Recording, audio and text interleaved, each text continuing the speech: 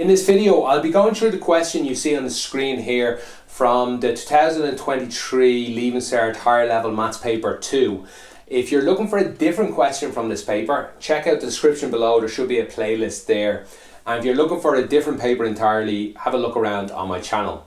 I'll be doing all this on a whiteboard, hopefully like you're used to your teacher doing. But we are on YouTube, so take advantage of the features there. Watch it at half speed or double speed, and certainly pause and try the question first.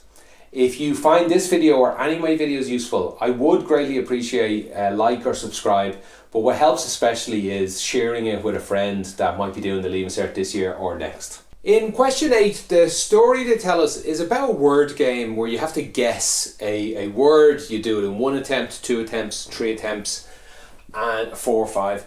And they tell us that the average in Ireland, the normally distributed mean in Ireland is 3.87 attempts with a standard deviation of 0.36. So I'm going to draw a few of these standard deviations very roughly.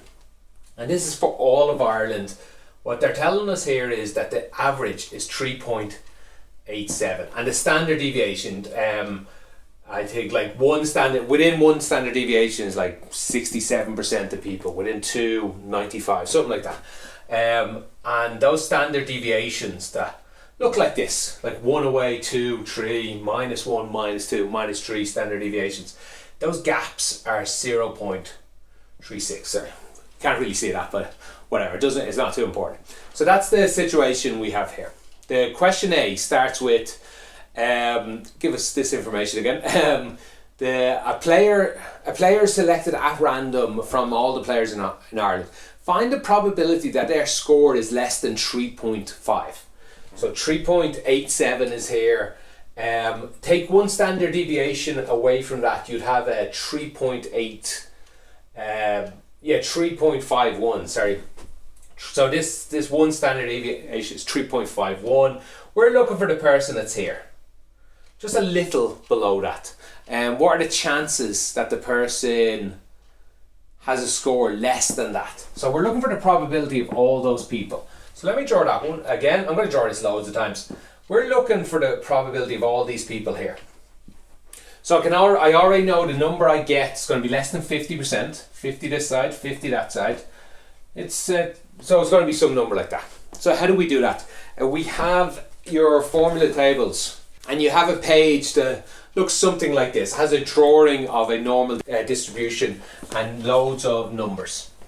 So we're going to use that to answer this question. Now, a few differences.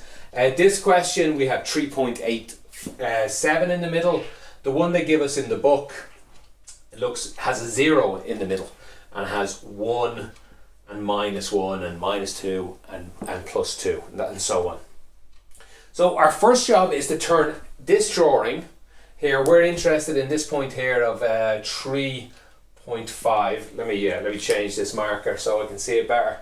We're interested in this point here, 3.5. But I want to change these numbers out of this into this formula. I want 0 in the middle and 1 and 2. So let's do that. We change this, and the middle just becomes 0. And this 3.5 here, instead of 3.5, I want to write that in terms of the Z score. How many standard deviations that way? So really what I'm asking is, how far away from the middle is this guy? So the middle is 3.87, and I want to know how far away is 3.5. And we'll very quickly get the answer. It says 0.37 away. One standard deviation is this. So the next thing I want to know is how many standard deviations is this? So 0.37 divided by 0.36. How many of these is this? And the answer is 1. Let me just check my numbers here. 1.0277. We're going to need 3 decimal place, 3 significant numbers. 1.03 is going to be fine. Now, it's this way though. So it's not plus 1.03, it's minus 1.03. So it'd be somewhere about here. This is minus 1.03. That's the interesting thing. Now, next problem is our formula book. Our formula book doesn't tell us anything about -1. It tells us everything about 1 and 1.2 and 2.1. It only goes to the right. It doesn't tell us anything about the left. And that's just to save space, because this is identical to this. That's the same number. The amount of people on this side is the same as the amount on that side. So if we want to find the answer to this question, we simply find, let me draw it one more time, last time I think, and we simply find the answer to this question, 1.03, everyone over here. Actually, I might have to draw it one more time, because your formula book doesn't do that. It doesn't tell you things on the right, it tells you only things on the left. So finally we can look up in our booklet here this number. What percentage of people are to the left of this number? It's not what we're looking for yet. We'll still have to adjust it. And well, let me write down what it says. This answer here would give us 485. So that's 84.85% of people are left of this.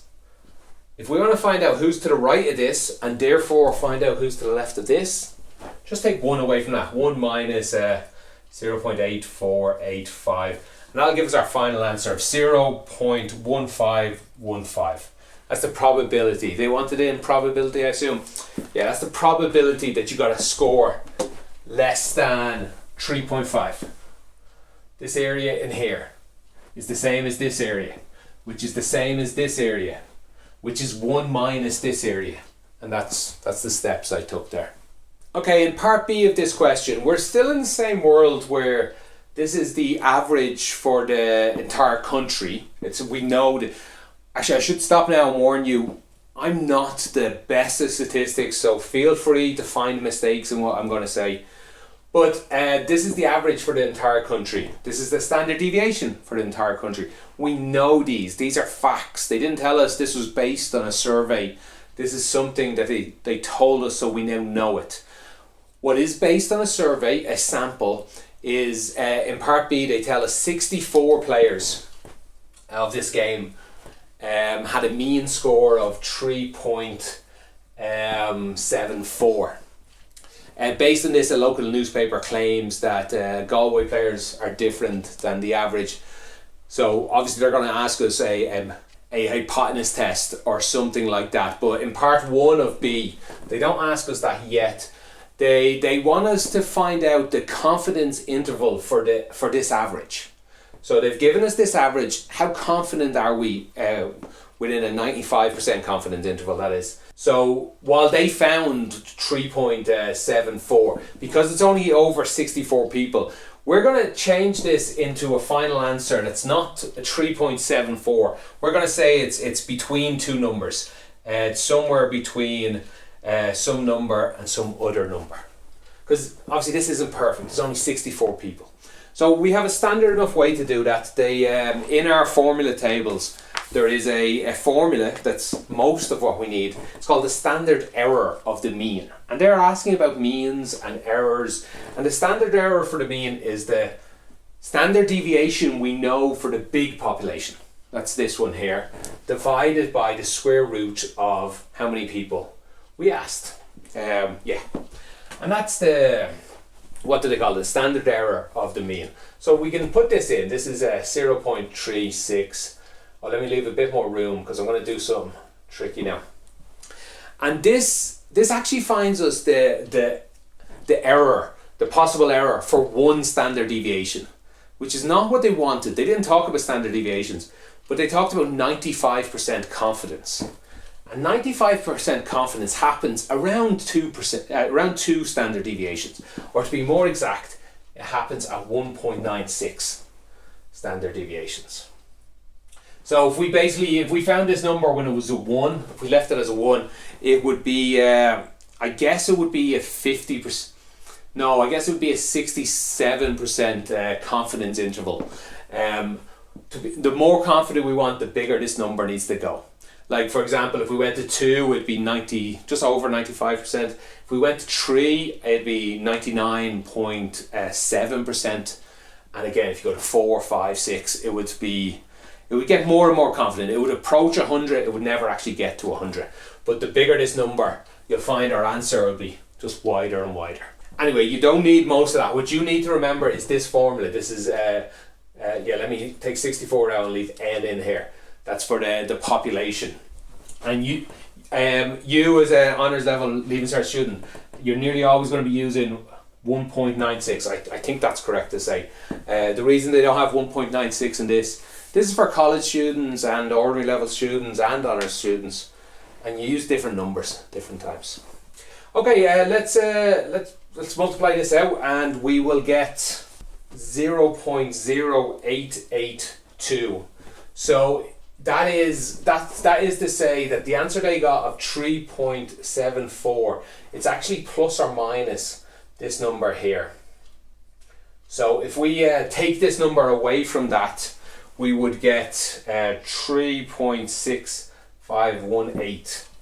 And if we were to add this number onto their number, we would get 3.8282.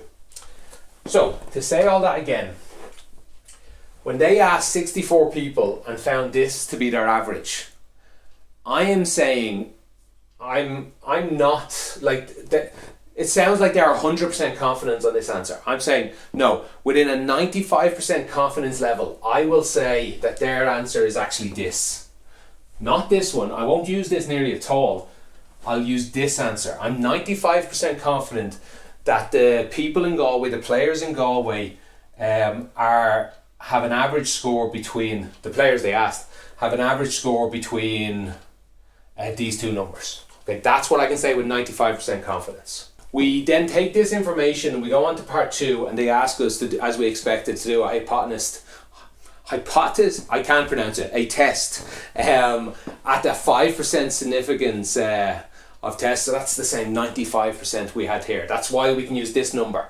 They asked for 5% significance. That's 95% on this level. If they asked for 0.3%, we'd have to put a 3 here, for example. I don't think they do that in the Leaving Cert, but don't quote me on that. Okay, so how do we do this hypotenuse test? And I know I'm saying that wrong. They set it up for us. They asked us to write out a null hypotenuse. So you just have to write that out. That's I find it's easier to write the not null. It's called alternate here. This is basically what the newspaper is saying. This is what they're claiming. The test that you're claiming against, and what they're claiming is that Galway is different than this number. So whatever number is in Galway, the mean. You can write this in English, by the way. The mean of the players, the mean score in Galway is not equal to the national average, which is 3.8. That's what the paper is claiming. The null is just opposite to that. So the null would be the mean is equal to 3.87. Next thing, they want us to put in the conclusion. I'll leave that out for a minute, and then the reasons. Let's put the reasons in first here. The reasons I would give is, I would say from the previous section, we found the sample in Galway was between this number, and we know the national is this number from up here, and the national mean is outside the 95% confidence level of the Galway players. So I'd write something along those lines. It doesn't have to. Basically, this outside this is enough. So basically 3.87 outside, even outside, you don't have to write this, interval, inter. That's enough for them. And then the conclusion is that the paper is correct. The conclusion is the average is not equal to 3.87, because 3.87 is not in here. So again, you can use lots of different language you want there. You can say that a few different ways. I hope I got that across. Again, this is not my strong suit. Okay, in part C, we're still in this game, but we have this new survey out. A national newspaper conducts a sample of teenagers in Ireland. 35% of them 35% of them play the game every day. Based on this survey, they tell us that within a 95% confidence interval, that they reckon that between, so even though the numbers came out as this, they reckon it's between 26.5 and 43.5%. So they even though the headline number you'll see in the newspaper is this, down in the small print they'll say, "Oh, actually we're between these two numbers." They want you to work out how many people they surveyed for this. So this is based on a survey. So how do we do that? A few things, how I would start it anyway, is I would ask myself, what's the plus or minus? Because that's what we always find in maths. We don't actually find this, as you see in previous, we find the plus or minus first. So what is this? It's 35% plus or minus something. And you just take 35, take this away from 35, or the other way around, and it will be, let's see, 5 plus another 3.5, that's 8.5%. Or you could write that, and I will, as 0.085. Okay, that's what we would find as the error in this survey, the potential error at a 95% confidence level.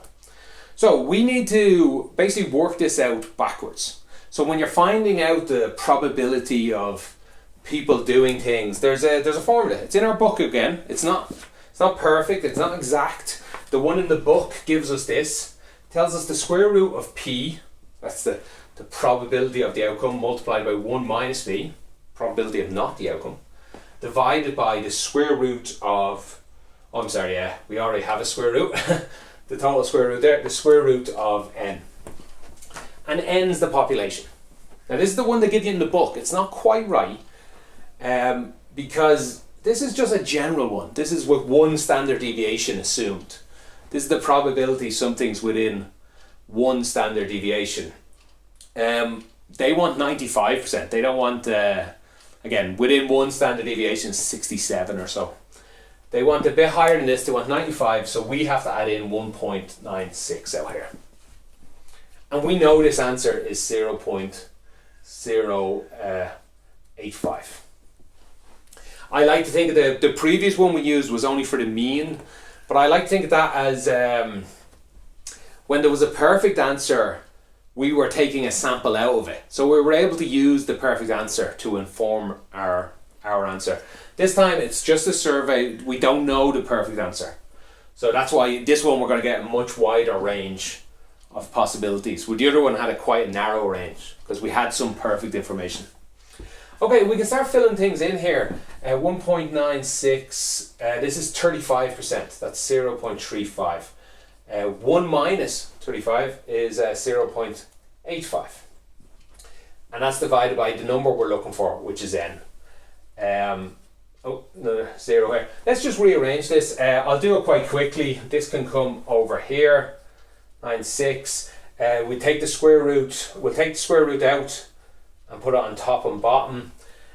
We will multiply this side, multiply that side, that side, and we'll be left with the square root of n is equal to, let's see, this guy never moved, 0.35, 0.65. This will be on the bottom row now, and this will be on the top row, 1.96. Get rid of the square root by squaring both sides. So we're just left with n is equal to this. Put all of this onto a calculator and you will get n is, let's see, 120.96 something. They wanted to the nearest, work out the number of teenagers, and somewhere earlier they said as accurately as possible. So they must have rounded off from 1 to 1. And that's the answer to part C. In part D, they give us a lot of information, and basically they want us to put that information into a tree diagram that looks like this. They tell us 80% of players win the game each day, and that's this 80% here. And 90% of players who do win the game continue to the second day. This is day 1. This is 90% continuing, and things like that. All that information anyway goes into here. They want you to fill it out. They tell you they start with 360,000 players. First gap to fill in is this one down here. How many lose? 80% win. 20% must lose. Next gap is, well, what's the total number that won? Let me get out my graph here, save me doing a calculator each time. Well, it's 80% times this, which is 288,000 must win. How many must lose? It's 72,000. Again, it's just, well, it's either this minus this, or it's 20% times this. Okay, next thing is, of these winners, 90% of them come back. So what's that number? 90% of those winners is 259,200. What happens to the other 10%? We don't care, they're gone. They're off playing some other game, they've disappeared. Now these 72,000 that lost the previous day, we also know 25% of them come back. So what's 25% of that number? It's 18,000. And we continue this on. Again, this is just win-loss again. So how many win? Nothing's changed, it's still 80%. The game doesn't get harder or easier. 80% win, 20% lose. 20% lose, 80% win. What's 80% of this number? We just fill it in. 207,360. Apologies if I write any number down wrong here. I'm just reading from a list, so hopefully the final number will be right. 20% of this number is 51,840 is what I read there. Then of these previous losers, now 80% of them win. 80% of 18,000 is 14,400, and 20% of 18,000 is 3,600. But still, we still know 90% of these will come back tomorrow. That number hasn't changed. We still know only 25% of these people who have lost will come back. Again, 90% here, 25% here. What's this final number that will play after winning twice? It is 186,624. Won once, lost once will be 12,960. And again, lost once, won once, which should be quite symmetrical. Win, lose, lose, win. Well, we get the same number out actually, 12,960. And finally, loss from it will be 900 people. Usually at this point they'd ask us a few questions about this. They only actually ask us one question. It's not too difficult either. One person is picked at random from all of those who played the game all 3 days. So not from this number, from all of these players here, the total of all of this. So actually that's the first thing I'll do then. If they're talking about all of these players, I want to know what they all add up to. And they all add up, just put all this, add these together, they all add up to 213,444. So that's one mistake you could have made here. If you end up dividing by this in this question, you're wrong. You need to divide by this number here. So they want to find the probability that this person, chosen at random, lost on the first day, or lost on the second day. So that's these people and these people. Or did both. So that's, let's see, these people won twice. They won once, lost once. So they're talking about this group. This group lost once, won once. Again, this fits into their criteria. And these lost twice. Yeah, these fit in. So they really want to find out this plus this divided by this. There's another way to do it, but 12,960 plus 12,960 plus 900 divided by this total number here, 213,444, and that'll give you the full answer to this. I will show you a slightly different way to do it. 0.126, yeah, probability, not percentage. A slightly easier way, not much easier, would have been to take the opposite to this. This is 12.6% lost at some stage. So the opposite to that would have been, how many didn't lose? So we could have just found this number divided by this, and we would have got, let's see, 87.4%. Just take one away from it, we would have got this same number. It wouldn't have been much different. They were both quite easy once you did the whole graph out. Okay, that finishes up that question. Again, statistics is my worst area, so I hope I didn't say anything too stupid, and if I did, definitely tell me about it in the comments. If it's really bad, I'll change the whole video. or I'll definitely pin your comment and leave a correction down there. Thank you for watching and have a great day.